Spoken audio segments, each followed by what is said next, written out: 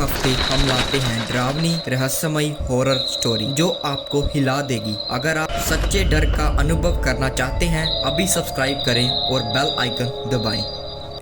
रिया एक छोटे से गांव की लड़की थी, लेकिन कुछ महीनों से वो जापान के ओसाका शहर में गिफ्ट शॉप पे काम कर रही थी। वो गुड़ियों से बहुत प्यार करती थी, खासकर स्माइल डॉल से, जिनकी मुस्कान देखकर उसे बचपन की यादें आती थी। एक दिन उसकी शॉप में नई शिपमेंट आई, मिमी लिमिटेड एडिशन डॉल। दुकान में जितनी डॉल्स थी सब बिक गईं, लेकिन रिया ने एक डॉल अपने लिए पहले से ही अलग रख ली थी। वो डॉल बाकी सबसे अलग थी। रिया उसे घर लेकर आई और अपने डॉग टोटो को दिखाया, लेकिन टोटो ने उस डॉल को देखते ही जोर से भौंकना शुरू कर दिया, जैसे उसने कुछ बहुत डरावना देख लिया हो। रिया हंसते हुए बोली, ओह टोटो, ये बस एक डॉल है। लेकिन टोटो लगातार घूरता रहा। रिया ने डॉल को अपने कमरे की शेल्फ पर रखा और सोने चली गई। रात के 2 बजे उसे लगा कि कोई धीरे धीरे हंस रहा है। वो नींद में बोली, टोटो श्श।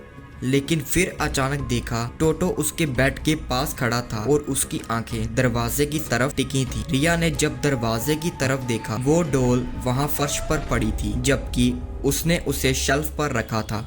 अगली रात रिया को एक सपना आया। वो एक अंधेरे कमरे में थी और उसके सामने वही डॉल खड़ी थी, लेकिन अब उसकी मुस्कान खून से सनी थी। वो धीरे धीरे चलती हुई रिया के पास आई और बोली, Why do you wake me up? रिया की नींद टूट गई और उसने देखा कि डॉल अब उसके तकिए के बगल में थी। रिया का दिन बहुत खराब रहा। शॉप में उसने गलती से एक बच्चे पर चिल्ला दिया और उसके बॉस ने उसे उसी वक्त निकाल दिया। वो घर लौटकर टूटी हुई थी, लेकिन घर पहुंचते ही उसे लगा कि उसका कमरा कोई और इस्तेमाल कर रहा है। डॉल अब किचन टेबल पर बैठी थी और उसके पास रोटी का एक टुकड़ा रखा था। रात को जब रिया ने टोटो को ढूंढा, वो नहीं मिला।